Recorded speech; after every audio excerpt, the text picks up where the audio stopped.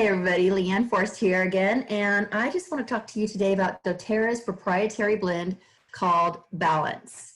And this oil, if you haven't tried it yet, is a very calming oil. It's called the grounding blend, and I call it my 5 o'clock blend because after I've had a stressful day and maybe things haven't gone my way, or I've just been working since 5 a.m., you know, up early and going, this is my woosah kind of oil, right? So at 5 o'clock, I like to pull this oil out, and you can use it two ways. You can diffuse it so that the whole house, everybody there can benefit from the healthy stress response that it gives you.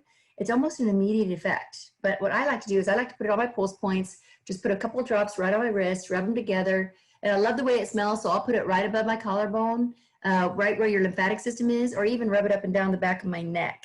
So this is really an emotional wellness blend. Okay, so it's going to give you really a sense of calm and tranquility. It does have frankincense in it, which is a very valuable oil, but it also has blue tansy in it, which blue tansy actually is blue. And so when you put it on your skin, you'll see that the oil Balance is blue.